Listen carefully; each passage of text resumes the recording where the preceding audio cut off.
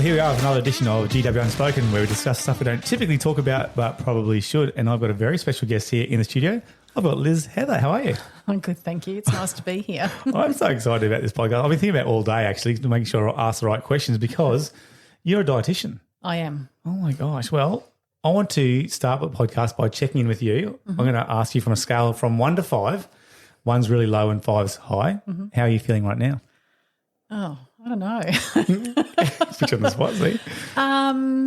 Well, what's 5 mean? Like, am I... Awesome, excellent, feeling great. 1's like, just get me out of here. I'm triggered. I'm triggered already. Well, I'm not a 1. I'm not a 5. Probably in the middle somewhere. Okay. Yeah. All right, nice. And what's something that you're really grateful for at the moment? Really beautiful weather. Yeah. You like the hotter months? Not crazy about the hotter months. I love winter, spring and autumn up here. I'm a Melburnian.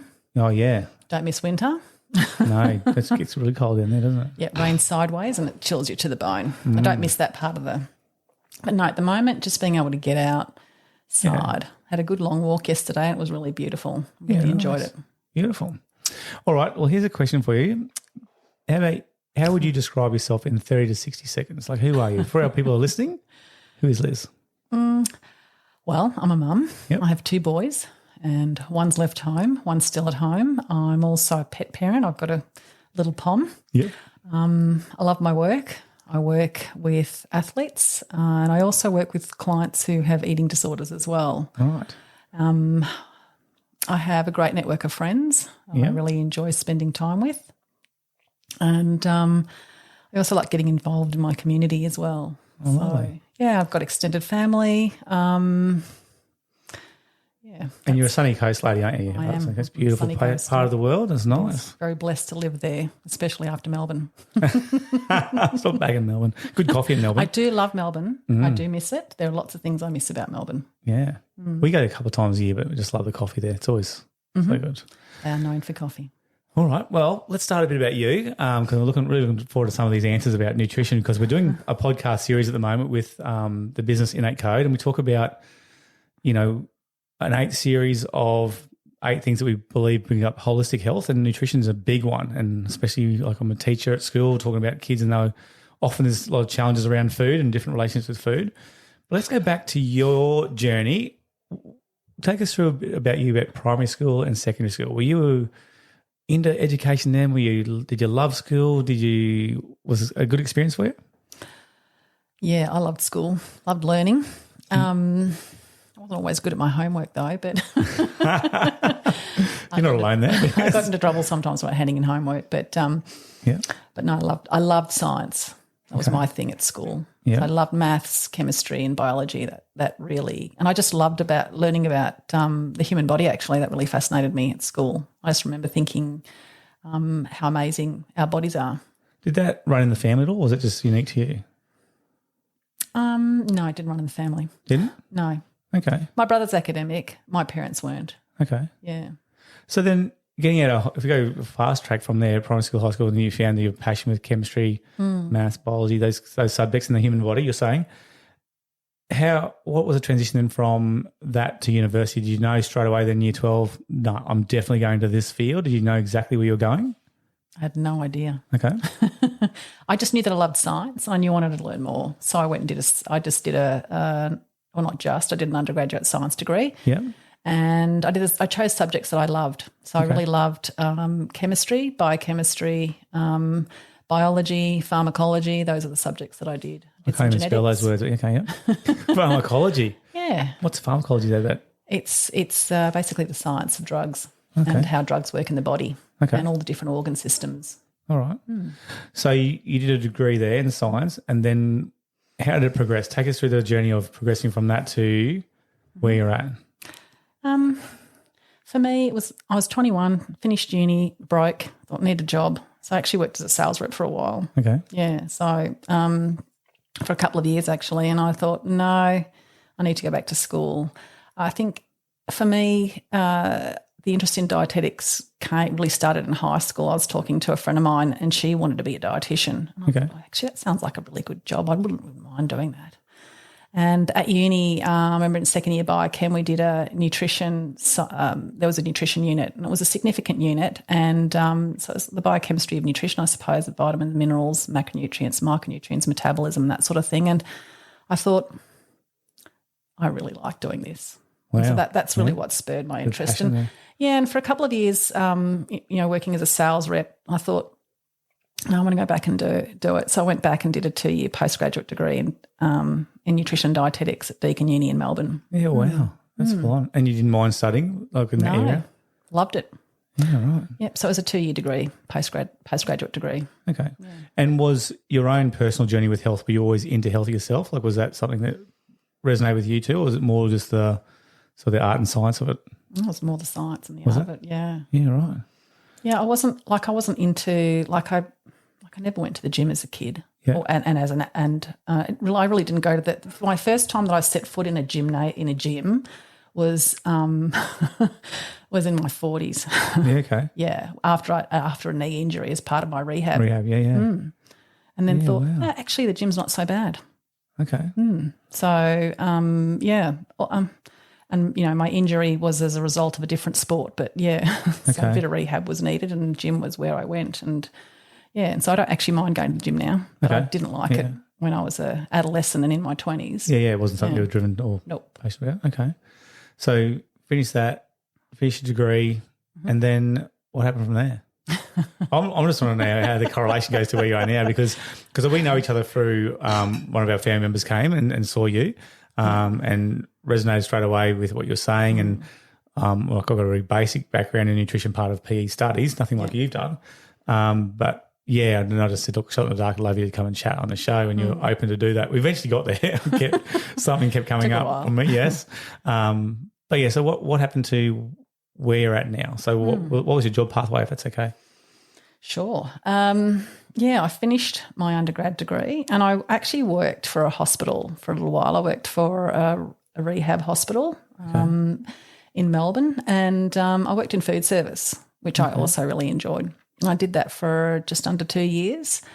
And other work that I did was, working with individuals, but most individuals just kept wanting to come and see me about weight loss, and it was something that I really wasn't interested in doing. Okay. And I think for me, even back then, that was a while ago when I trained, it's like I just always knew that diets and weight loss just never worked.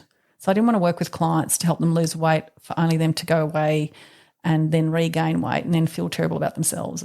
It wasn't something I wanted to do. So I actually left the profession for a while. Yeah, right. Okay, I'm going to stop you right there now, because you're going to have lots of listeners out there going, what do you mean? I go on diets to lose weight. I'm sick of getting larger as I get older. My metabolism's slowing down. Yep. What do you mean it's not good having diets? How can you explain that? What I mean by going on diets is a lot of people will go on a diet in order to, I'm going to go on a diet, I'm going to cut my calories, I'm going to lose some weight here. Yep. And willpower only lasts for so long. Okay. And then the willpower goes away, dries up, and then people wonder why, they blame themselves often. If they can't go through with it, keep going, yeah. Yep. So they go, I'm not very good at following a diet, and I just keep eating. Mm-hmm. And there's a lot of self-blame. And I think when people really understand how the human body works, it's actually not the diet. It's not the person, it's the diet. Right. So we can talk about how body weight is regulated, and I think the diet industry doesn't understand how body weight is regulated and the science behind body weight regulation. Yeah. And it's not as simple as calories in, calories out. So how do you explain that? Like, if I'm trying to lean up now because I want to aesthetically look good, maybe not even health-wise, but I try and choose foods that I like, so it's not like, doesn't feel like a diet. I'm going to justify it in my brain going, this is a lifestyle. Now I'm going to count calories. I'm going to put my little app and work out, little Fitness Pal app. But I still can't get anywhere. I'm exercising more. Are you saying that I've got no chance because when we're creatures of habit, we'll just go back to what we were, unless we're like in the top 5% or something, people are different? Body composition change is always possible, but it's always temporary. Okay. So we can manipulate body composition. And in certain sports, like weight category sports, for example, we're always manipulating body composition. But people have to understand that body composition manipulation, so getting down to a certain body fat percentage, is always a temporary thing. It's unrealistic to expect for a male to consistently have a body fat percentage below, say, 20%, 15%, and to sustain that long term. So Liz, you're sitting here across me now with all your training, saying there's no chance I've got my abs coming back. They're gone. We're going to have to cut this short very shortly. This is very depressing out here. It's interesting. Yeah, you may have abs for a period of time. But yeah. It's over. It's basically over. No, I'm not saying it's – I mean, it's just not sustainable long term. Okay. So you left the profession for a couple of years because you didn't want to talk about maybe helping people get thinner or diet. And then what happened after that? Well, my oldest son was an elite level cyclist, so he was a track cyclist and also a road cyclist, and go to training and people would say things like, "Oh, you're a dietitian. What do I feed my kids?" And I'm like, "Well, I have no idea. I mean, I do have some idea, but yeah, basic principles, yeah, yeah." So I decided that I wouldn't. That was an area that was appealing, and sports nutrition has grown significantly in Australia, particularly, and it's since the late 90s, early 2000s, it's grown significantly. And, there are lots of different sports nutrition principles that can really help aid performance. And so I thought, I really want to understand how that works and how I can help my son. And so, I went back and I did a unit at uni. Yeah. I did a subject, sports nutrition. And then I also went through the Sports Dietitians Australia accreditation process to become an accredited sports dietitian. And, and I work with predominantly junior athletes, track cyclists and road cyclists, and I really love the work that I do with those guys. Yeah, wow. And so how long was that, those little bridging courses, or not little, but how long were those courses? Oh, look, the sports nutrition courses is a short course. It's not a long course. The uni course was a semester. Yeah. So it didn't take a significant period of time to do. Yeah, okay. Yeah, and then you undergo some supervision and mentoring with another dietitian that's part of the accreditation process. Okay. Yeah. And so is your goal into do you ever get a chance of working with high-level athletes? Like how far did your son get for you? He always competed at a national level. Yeah, wow. That's good. In track cycling. Yeah. And so from through under 15s, under 17s and under 19s and into under 23s. Okay. So, and on the road. Well done. That's awesome. Yeah, he did really well. Yeah.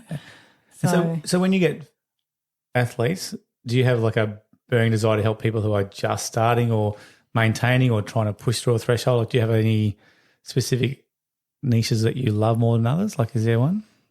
I just work with people where they're at. Okay. I meet them where they're at, or I try to. Okay. And then we work. I mean, I like to find out what people's goals are, what they want to achieve, and then work out a way to help them achieve those. And obviously performance-based, working in conjunction with coaches and exercise physiology or sports science. Yeah, okay. And I'm presuming, like this might be a bit of a naive question, but I'm presuming that if you're helping a track athlete compared to if I was like a middle distance runner, 21Ks, like a half marathon, compared to if I'm a soccer player, I'm guessing they all have different nutritional needs.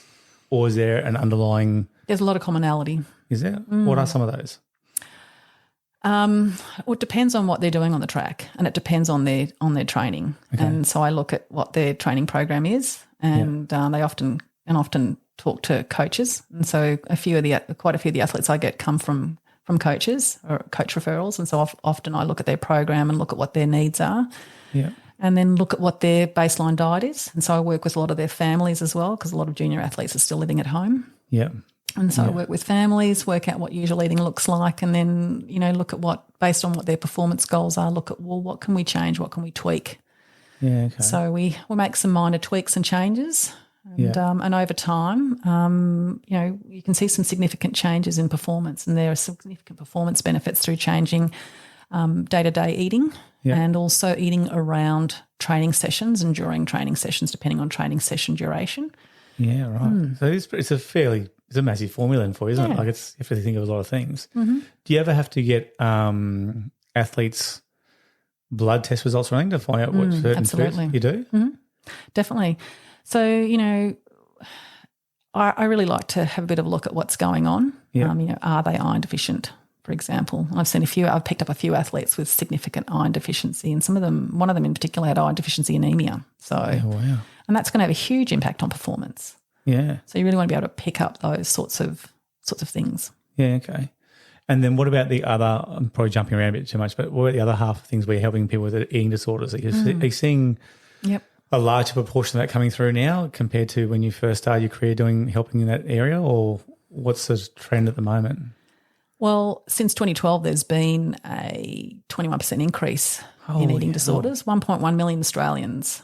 1.1 million Australians. That's reported, obviously. Mm-hmm. That's reported. If you look at the latest Butterfly Foundation report, 1.1 million people have an eating disorder. So when you talk about eating disorders, what's the most prevalent one? Like I thought maybe that anorexia. I'm seeing a lot of students these days having anorexia. Is that one of the biggest ones at the moment? It's actually one of the smallest. Wow. Yep. Is it the most dangerous? It is. When we look at the mortality rate for anorexia nervosa, it's about 10 to 20%. Okay. So what's the biggest one then? Binge eating disorder. So what is that? What's in that layman's terms? In essence, binge eating disorder is when people eat a quantity of food which is considered to be larger than a serve or a meal that's larger than what they would normally eat. Oh, okay. And is it repetitive and consistent? Yes. On at least 3 occasions within a week. Right. Mm-hmm. Okay. So that's the formal definition. And the other eating disorder, which is OSFED, which is other specified feeding and eating disorders, is actually where people don't quite meet the criteria of anorexia nervosa, binge eating disorder, or bulimia nervosa. Okay. Okay, and so, for example, anorexia nervosa, when you look at the diagnostic criteria, means that a person has to be underweight. But you can actually have anorexia nervosa and be in a larger body. Yeah, well, I didn't know that. And so that then sometimes the term that's used is atypical anorexia nervosa, and sometimes, and I'm not a fan of that term because it makes it sound like that type of anorexia is not that bad, when in fact it is just as bad as someone whose body is underweight. Okay. So how is that type of person picked up? Just by eating habits? Mm-hmm. Yep. And it's looking at red flags. So there are lots of red flags that can be, I guess, that come to mind. Yeah. And I think, and some people might say, well, how can somebody in a bigger body be medically at risk? And they can be just as much medically at risk as somebody who's in an underweight body, because the issue is starvation, which is, the key issue with anorexia nervosa is significant restriction in eating, and starvation is that we can see changes in their, I guess, in their electrolytes. So those are like things, for example, like potassium and phosphate. Yeah. If our potassium levels in our blood go too low, our heart can stop. Oh my gosh. And so, and that is why anorexia nervosa, of all the mental health conditions, has the highest mortality rate. So it's not suicide, that it's because people's hearts just stop. Because of those levels of potassium. They just drop because of the starvation, because they're not eating. So this is the issue I've got at the moment or the concern is there's so many students, I believe, undiagnosed, and we're not picking up on the symptoms or the signs. Well, educators aren't, parents aren't. There's a couple of girls particularly. It's I'm presuming it mainly affects girls. I know boys can get affected by it. Oh, it affects a lot of males as well. It does? Because the ones that we find out about at school are mainly girls. It is. What are the signs? Like how can we support parents or people in their lives to sort of try and nail down, besides the physical, you seem to be losing weight, but then you said there's also anomalies too where larger people have it as well. Mm-hmm. So how do we support these kids or people? Parents know, generally speaking, I'm generalising here, but parents know their kids. Okay. And one of the key things that happens in a restrictive eating disorder like anorexia nervosa is mood change and the impact on their ability to think, concentrate, function, things like hair loss, extreme tiredness, fatigue, out of the ordinary. Okay. So, and also issues around body weight and shape. So fear of weight gain, fear of being weighed or weighing themselves really frequently. They might be on the scale several times a day looking at their weight. Yeah. So you'll either have a significant amount of body checking going on or body avoidance going on. Yeah. Comparisons. Looking at their social media feed can also often be a bit of a clue as well. What's in their feed? The algorithms. If you're looking at things around bodies, body shape, dieting, that sort of thing. Changes in eating behaviour, significant restriction in intake. I'm glad you gave so many examples because, the first things you talk about, you could always say, well, hang on, well, a teenager. So they're back in the emotional brain, so that could be just a phase. Mm-hmm. But obviously if it's repetitive and you're seeing those other signs and symptoms, and that's cause of concern. Absolutely. And so how do we help our parents or people to navigate that space? If there's because, people with anorexia can often just blow up or, say that's not me. It's actually not complete lies. Mm-hmm. So how do we help? Is it just persistence? Is it just keeping that connection? It's keeping that connection with the young person. Yeah. But it's also seeking medical help. Yeah. Sometimes some GPs, it's not on their radar, and so they may not necessarily pick that up. Okay. Like I had a client who was an elite athlete in a specific code of sport and came to me during COVID. They came to see me during COVID in the hope that when COVID lifted, they'd be able to try out for the national team. Okay. And they had lost 25% of their body weight in a short space of time, and it wasn't picked up by the GP. And so at that stage I hadn't had any training in eating disorders, and I was really quite shocked and rang a colleague of mine who worked in the area and said, I've got this young person and they're really struggling. So I had a bit of a chat with the GP and, that person and their family, that young person was able to get to go into treatment. Okay. It was a very challenging time for that young person and their family. Wow. Mm. Do you think – here's a tough one for you. Hopefully it's a tough one because you're pretty good at these answers. Is it the school's place to teach kids about nutrition, calories? We often get things now from parents saying, do not teach my kids about this because it's only contributing to the problem. Mm-hmm. So what kind of education should we be giving kids around nutrition, do you think, at schools? Definitely not calorie counting. Okay. Definitely not.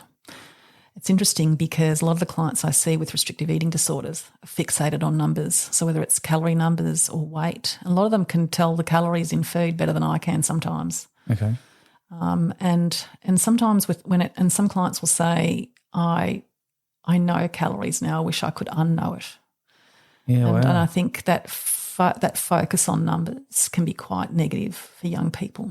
Okay.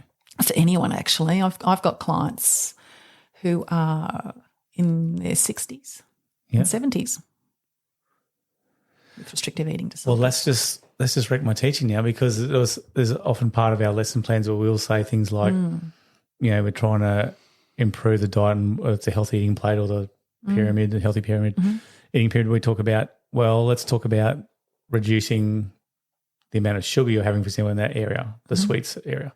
One Kit Kat is equivalent to this many calories, which means it's 1.5 hours to run that off. Mm-hmm. And so I guess that's a bit of a shock taker, but people go, oh my gosh, is it really? And so you're saying that's a bad way to do that? Yep. Uh-oh. Because exercise is compensatory behaviour in an eating disorder. So clients are often, people are often thinking, I shouldn't eat that food because I'm going to have to go for a 3-hour walk to burn that off. Oh, isn't everybody thinking that? Like, apart from Liz, isn't everybody else thinking it? Isn't everybody else thinking that? No. Okay, so what do we teach them? How do we teach them? I've got a unit of nutrition coming up. I've got a couple of lessons coming up with the life skills class. How am I going to approach that? Besides bringing Liz in and say, go for it, and I'll have my little coffee out the back. And what's the best way to do that? In your opinion? In my opinion. If it was my class, my focus would be on, what are they doing at the moment eating-wise? Mm-hmm. and helping them to perhaps investigate what it is that they think they could change. Or is there anything that they actually even need to change? Like we look at the data around vegetable intake, for example, and about 90, I think is it 92, 90, it's in the 90s anyway, but 90 to 95% of people don't eat 5 serves of veggies a day. Wow. And most people, I can't remember the statistics around fruit, it's a significant proportion of people who don't eat 2 serves of fruit a day. There's a significant proportion of people who are not having 3 serves of dairy a day, those that can tolerate dairy or don't have like a cow's milk protein allergy, for example. Yeah. So, there's a lot of things that people aren't doing that they could be doing. 2 fruit, 5 veg. Yeah. How can, and I guess my lesson would be to focus on, well, how can we get 5 serves of what's a serve of vegetables for a start? Yeah. And how can we get 5 of them into our day-to-day eating? What can we do? How can we be a bit creative to increase the amount of veg in our day-to-day eating? So you still then we really should still advocate the healthy eating pyramid or the healthy eating plate and say this is reasons for that is for your energy you need or the or sport you play or whatever you lifestyle. Each of the food groups, all the food groups have different nutrient profiles. Yeah. And we need to have foods from all the food groups. Yeah. Because those nutrients are necessary for our body. Yeah, yeah. For health and growth and development. Yeah. So for young people, not only do we have to factor in health, but we've also got to factor in growth. Yeah. So they're still growing. They're growing in height. They're growing muscle, bone, brain, all sorts of organs that need to continue to develop. So basically it's more about generalised nutrition, each of the categories, their function, their role, and why it's important to us. Yeah. And I think a lot of us externalise control of our eating. So we think, okay, let's use some formula to calculate, well, what are our calorie requirements or our kilojoule requirements? And then let's eat to that rather than relying on the body's innate ability to actually work out what it needs. Okay. Because our appetite is actually quite accurate. Like if you look at a 2-year-old, for example, a 2-year-old has no concept whatsoever of calories, protein, fats, carbohydrate, veggies, fruit, food groups. They just eat what they feel they need to eat when they need to eat it. Yeah. And it's amazing because toddlers then manage to have the energy that they need to play and the energy that they need to grow and meet their growth and development milestone. And I guess the underlying assumption there is that there's no food insecurity. So there's, so mum and dad or mum or dad or whoever is the caregiver has an adequate food supply available to that young child. Okay. So if you place a variety of foods out in front of that child and you look at what they've eaten, say, over a period of 1 to 2 weeks, you'll find that they've actually eaten what they need from each of the food groups in the requisite amounts just through intuitive eating. Young kids are really amazing. And so and the unfortunate thing is that diet culture, society educates us out of tuning into those innate body cues. And I understand all that and it makes sense. But see, I'd be then thinking, well, a little pessimistic hat comes on going, well, hang on, I have teenagers and they are, if I put junk food on the ground or junk food on the table, there's no intuition about what your body needs. They're just going to go, I want that. And I'm going to have a lot of that until I feel sick. And if you put it there tomorrow, I'm going to eat that as well. Yeah, I think different families will have different experiences. My kids never did that. So you're saying about bad kids. Okay, this is going No, really... no, not at all. I think different kids, everybody is different. Like we're all human, but we all have, we are all really different. Yeah. And our preferences, our dietary preferences, all kinds of preferences are really different. And that's what's wonderful about people is that there's this just great amount of diversity. And that would make your job obviously more interesting because each person's different, isn't it? Aren't they really? Yeah. Different needs. Yeah. And everyone that sits in front of me, it's like it's taking a step back. And I remember when I first started, I would always be like really overwhelmed. Can I really help this person? Can I really do something? Will anything I say or do make a difference? But at the end of the day, it's actually listening to that individual, what their needs are, and then together figuring out a pathway forward, I suppose, that will help meet their needs and their goals. Yeah. You must, though, still have to count calories with your athletes. Surely that when they... That's my job, and I do not tell them what they are. Oh, right. Oh, no. So I won't say to an athlete, we need to have you at X number of calories. My job is to know the calories and then to work out what they need. What foods they need. Yeah. Smart. I'm learning So stuff today. I work out how much carbohydrate they need. Particularly, I mean, the evidence for carbohydrates is irrefutable for performance. Okay. So having an adequate carbohydrate in your diet can improve performance by anywhere from 10 to 40%. Wow. Well, it's a significant performance benefit from carbohydrate. but I've heard lots of people these days say, don't have carbs because carbs puts on weight. If you don't burn it off, that turns to fat. And so if I have less carbs, I'm going to be lean and be accepted. Well, in the 90s, fat was the devil. Today it's carbohydrate. The fad's changed. And actually in the 70s, you had the Atkins diet too, which was very low carbohydrate, high fat. Yeah. And then in the 90s, it was all about, low fat's the way to go. Yeah. Low fat, high carb. And today it's gone back to kind of that. It's been that way for a while, low carb, high fat. And that's not the answer? No, not for an athlete who wants to perform. No. And not for anyone actually, because I think, whether it's keto, low carb, very low carb, there's all what's the definition of low carb? I don't know. Yeah. So again, you're going back to that balance. The balance. It's all about balance. Okay. What about people? I talk to students at school about the top 4. So I talk about nutrition, movement, sleep, and lack of technology just to get themselves ready for school. So a lot of our students aren't having breakfast. And so I'm saying you're coming to school, maybe you've had dinner at 6:30. I've got them just before break, which is not until 10 to 11. And I'm just saying this is not healthy for your brain or your body. Yep. I would agree wholeheartedly. Yeah, absolutely. So what are some basic foods you think we can have, kids can have, teenagers can have to actually fuel our brains? Carbohydrate. It is carbohydrate. Oh, absolutely. Your brain cannot metabolize fat. Yeah, right. Its only fuel source is carbohydrate. It can use glucose. Is there anything that's very negative for the brain then? Alcohol.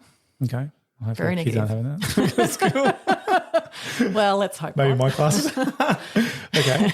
No, alcohol is definitely detrimental to the brain. That's the first thing that popped into my head actually. Yeah. Okay. But no, carbohydrate. I mean, so carbohydrate-rich breakfast is ideal. Okay. It just gets all cylinders firing, I suppose. Yep. So whole meal toasts, whole grain cereals. Look, everyone likes different things for breakfast. Like some people love cereal, some people hate cereal. Yeah. Some people love toast, some people don't like toast. Some people love a smoothie.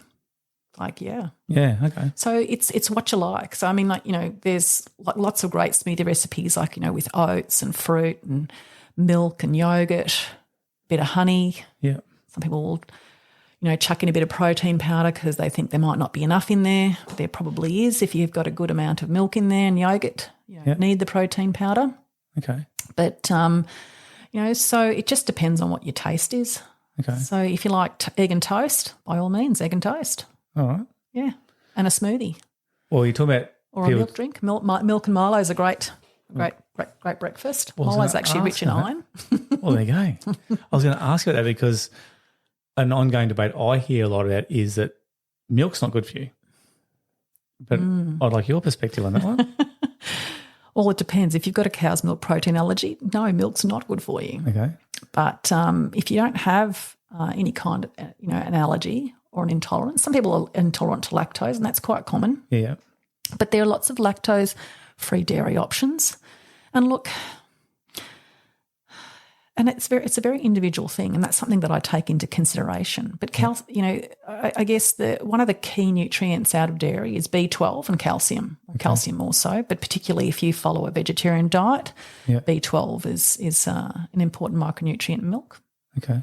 Not to mention there's a lot of other vitamins and minerals, but predominantly calcium is the big one because calcium is only important for bone health in growth and development. Okay. And, interestingly enough, osteoporosis actually is a disease of adolescence and not a disease of old age. Because if you haven't laid down enough bone in your adolescence and into your early 20s, then when women hit menopause, they're coming off a much lower bone density. In the first year or so of menopause, women lose 10 to 15% of their bone mass.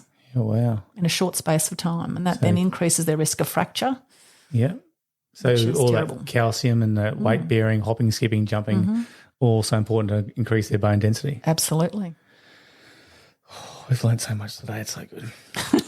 Okay. We could have you here till midnight tonight. You'll be in trouble. I have a question for you. This is a bit random again, if that's all right. A lot of stereotypically boys again into the gym talk about creatine. Is it good for them? Is it not good for them? Should they be having it? Do they need it? There's like 4 questions in one. Just give me an answer for that one, please. Which one will I start with first? Supplements. Oh, golly. Talking about supplements, that's okay. Yeah, there's a lot of supplement use out there. And I tell you that the supplement companies, how many, is it hundreds of millions of dollars, the market? It's quite a large market. Wow. So I can't remember the exact dollar value of the market, but it's big. So I think they're really good at marketing. And do young people need supplements? In one word, no. No. But some people will take supplements. But and one of the things I always talk to the athletes I work with, because supplements are really big, is contamination. So, and there's been quite a number of studies done where the studies have bought supplements off the web. Yeah. When you buy them off the web, there's a much higher risk. I think the contamination rate's about 20% of supplements when they're bought off the web.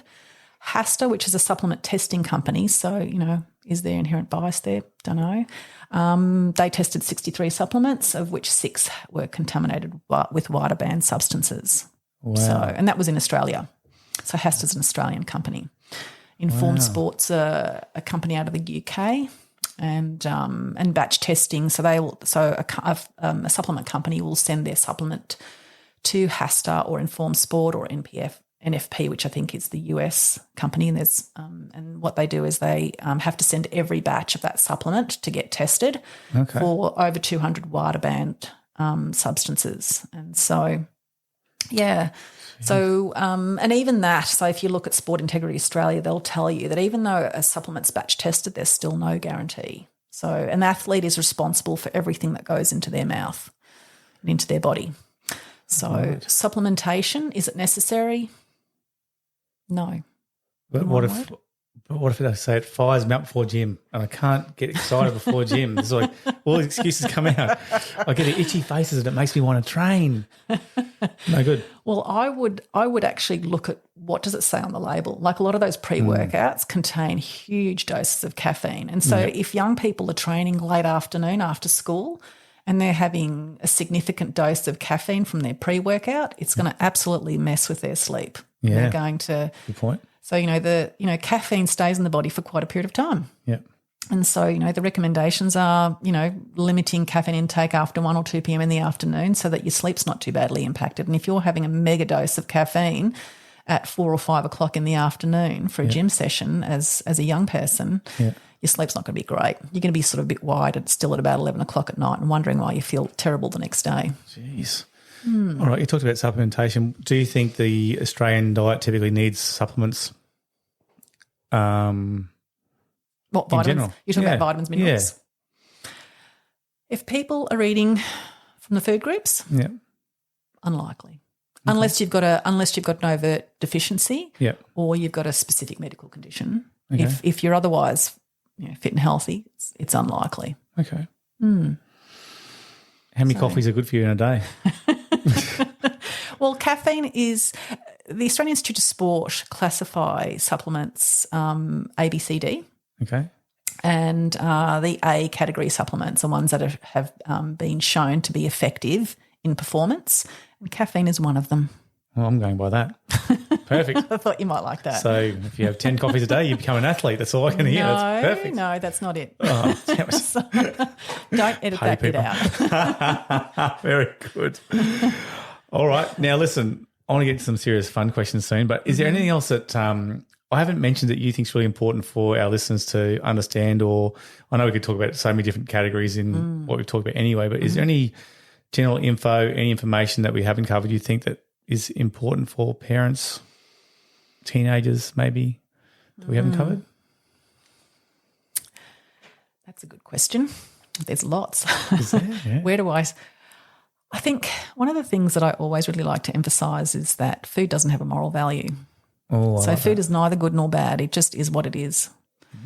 And I think when we categorise food as either good or bad, healthy or unhealthy, it can interfere with our relationship with food. Yes. And I think we have a lot of external influencing factors that can have a negative impact on our relationship with food and with our bodies. Oh. And I think, and there's just I guess the other thing that comes to mind is that there's a lot of food fads, and we talked about one, which is carbohydrate. Yeah. There's just so many things. We live in a culture that's saturated with, we're drowning in diet culture, I think. Yeah. So, and, with weight loss, the need for having a body of a certain weight, shape and size.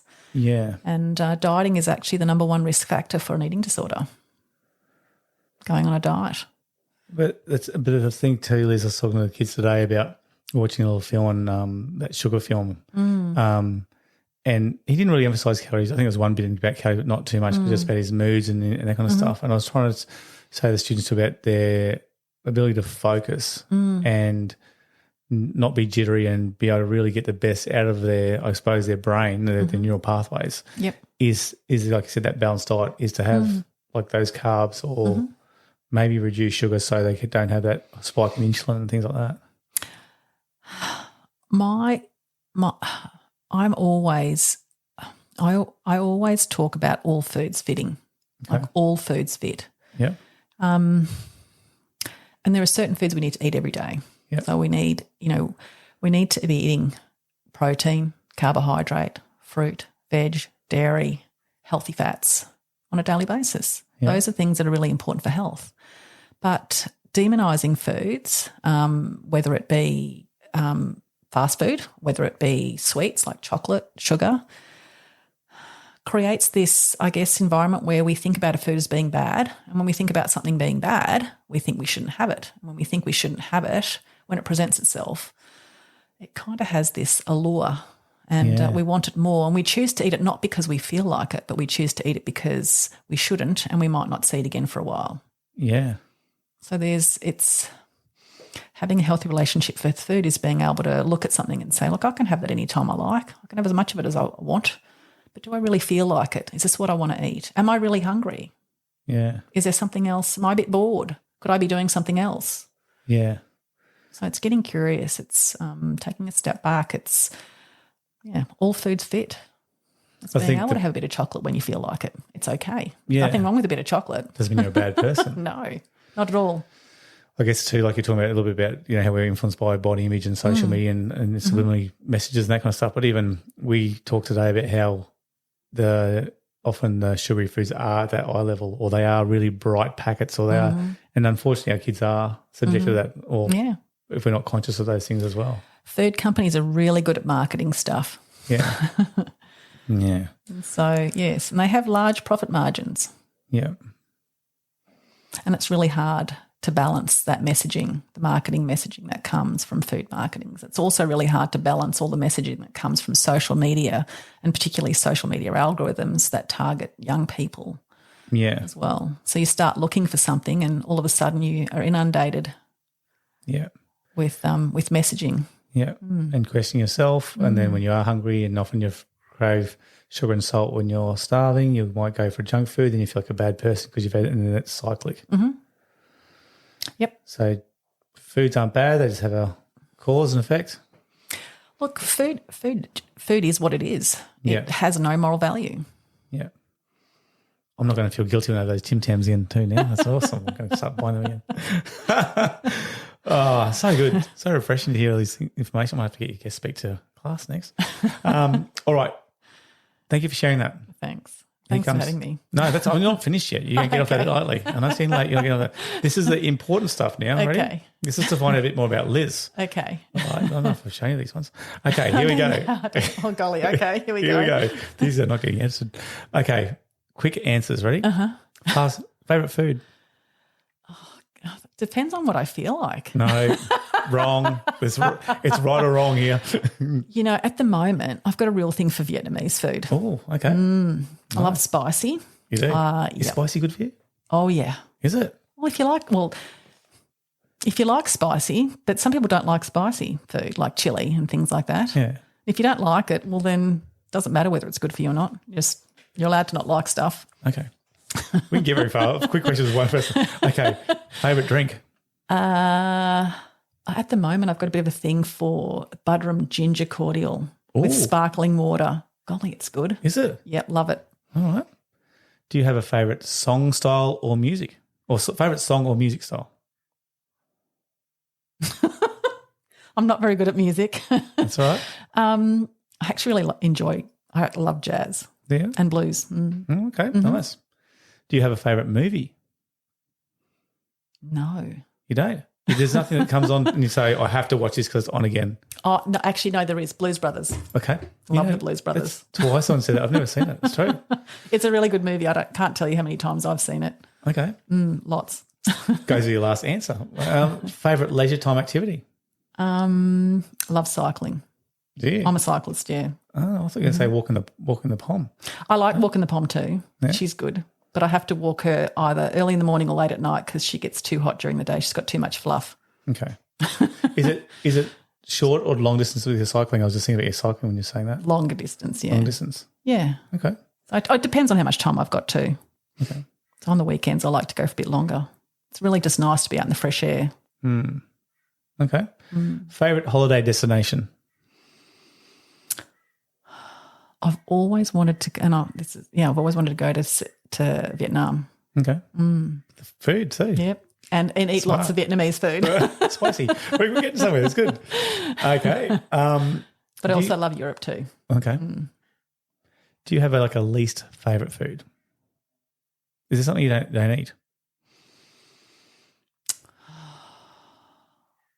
Don't like lamb's fry. Don't you? Lamb's No. fry and bacon is good. My mum does really good chicken liver. She makes chicken liver beautifully. I'm glad we're not on video here. I just had a moment. Just had a little twitch. You did. Wow. Really? My mum's Greek and she cooks it with oregano and lemon juice and it is just magic. Sorry. I'm scratching my tongue right now. Didn't mean to gross you out. You can edit that out. Okay, we're nearly finished. Are we rocking the corner later? Do you have a favourite character strength in people? I love it when people just keep getting up after they get knocked down. Yeah, nice. That persistence. All right. Okay. Resilience. I like that.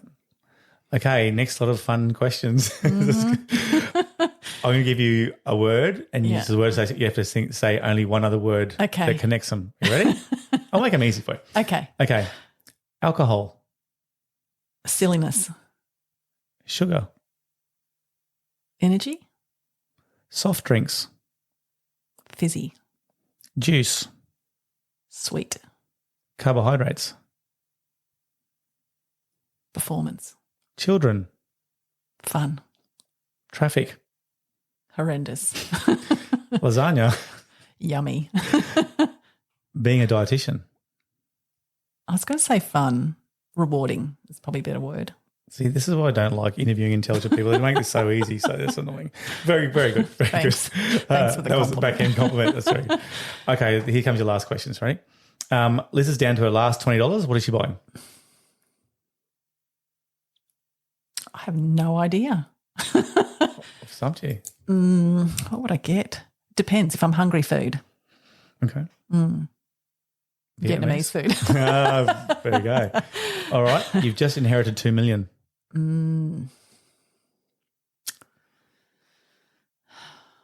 don't know what I'd do with it. You do so. You go to Vietnam. Yeah, I would go to Vietnam. And I'd go and visit family. Yeah. But I would want to do something where I could give back. Okay, nice. I don't know what that would be. Lovely. I've often thought about that and I thought, I don't know. I don't know what I'd do.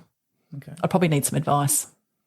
Oh, or that might cost you $100 to get some advice out of $2 million. That'd be money worth spent. Probably quite a bit more than $100, but anyway, yeah. Now, this is a bit random, but unfortunately Liz has gone to death row and she's got only one meal left. What's her last meal going to be? Crayfish. Did you say crayfish? I love crayfish. Do you? Yeah. Mm-hmm. Oh, I wasn't expecting that. With the garlic butter sauce. Oh, okay. Mm-hmm. Nice. That's what I would have. All right. That's been a favourite Christmas dish. Is it? Yep. when my dad and my father-in-law actually were alive, we would have that. And when my husband and I would see my parents-in-law. Yeah. And we would have crayfish, and then with my parents, we'd also have crayfish. So it always brings back great memories of just being with family. Feeding them It tasted memories. so good. Makes you almost feel like you want to be on death row. Mate. That's very good. All right. No, I don't want to be on death row, no. All right. I've got 2 more for you. Ready? Mm-hmm. This one's very, very challenging, this question. Liz is trapped on a deserted island and she's only allowed to take 3 people. Yeah, okay. Now, they can't be your family members. All right. Okay. Who are they and why? They can't be my family members. I would take They could be anyone. anybody. Yep, anybody. Even if you don't know them right now, it could be. Okay. Yep. Right. Oh, I don't know who to choose. That's good. I like it when there's a pause because I've actually stumped you for once. You have stumped me. That's good. I'd take actually one of my closest friends Okay. because she's always good for a laugh. Okay. It's a bit of humour. Nice. Nice. Who else would I take? I don't know. I don't know who else I would take if I couldn't take my family members. Can I take my dog? Not really, because a dog will eat all the food. You can't have that. So I've actually had people say it before. They've said I'd only take 2 people because then there's more food for us. Well, that's very true. Is there anyone famous that you would like to learn from? Musician, singer? Yeah, there would be actually. Like they're probably not very well known people. Okay. John Kabat-Zinn. Go on. Do you know who he is? No. He is a medico out of the US, and he wrote a book called Full Catastrophe Living, which is basically how you would, it's I guess for individuals to be able to go through mindfulness-based stress reduction. So he did a lot of the initial research on mindfulness and mindfulness benefits in health, and how one can use mindfulness to reduce stress. I would love to have him come along and do some mindfulness. Yeah. Well, if you're stuck on an island, you're going to need stress reduction, aren't you? So it's probably a smart idea to do that. So he's pretty amazing. Yep. Who else would I take? Oh, golly, I wouldn't take a politician. No. I don't know. I don't know who else I would take. I would probably take one of my other really close friends as well. Okay. Yeah, nice. Yeah. So if I couldn't take family. Yep. You wouldn't take like a Bear Grylls to help you stay alive? Oh, actually, that's a really good idea. I'd take him, definitely. I think he'd be good. We'd have a 4-2. It's hilarious. He could go and hunt and fish for all of us. So we'd have heaps to eat. And then you could just sit back and then do a meditation and have a bit of humour. Actually, oh no, you know what? I'd bring a builder. Someone I know who builds, because then they can build us stuff. Yeah. Hopefully it's not one of those islands that's got just one coconut tree, because that'd suck. But hopefully it's one of those islands with lots of trees and stuff, so they could actually, So you got the builder out there building a really nice house. Kind of it reminds me of Gilligan's Island. Did you ever see that? Yes. How they had that really nice house. Yes, I used to love that show. It was ages ago, wasn't it? I wonder what kids these days would think of that show. They'd be like, what the hell? I agree. It's kind of showing my age, I suppose. Yeah, no, I'm saying. Okay, last question. Ready? This is a bit of a serious one. Yep. What does Liz see when she looks in the mirror? So I'm not talking about physical characteristics. What's something that Liz sees when she looks in the mirror? That's a very deep question, isn't it? Isn't it? Well, it finishes something deep. Sometimes I think about where I've been. Yeah. And often think about where I want to go, where I want to be. Yeah. Yeah. And what can I do to get there? Yeah, nice. Sometimes that's what I think when I look in the mirror. And sometimes I think I stayed up a little bit too late last night. There's a few more wrinkles under the eyes. But no. But no, I think about where I'd like to be. Okay. What direction I want to go in. Yeah, nice. But sometimes I think I just need to put my makeup on and get going. Yep. Yeah, get into the day. Mm-hmm. It has been a pleasure having you on the show, and I thank you for your trust for coming out. I know it's late at night and you head back to the Sunshine Coast, and we've picked your brain all over dinner as well. But yeah, just your insight is ridiculously so good. Like it's even going to change my practices now to relate to not only our kids but also the kids at school. You do have a massive impact there, so I hope you understand that. And you're no doubt doing so many good things that, you know, sometimes you probably won't even know the reward you're actually getting from all the people you help with, including myself. So Thank you. I want to thank you for coming on the show, and I hope to catch up with you again and pick your brain some more. Absolutely. Love Thanks to. for that. Thanks.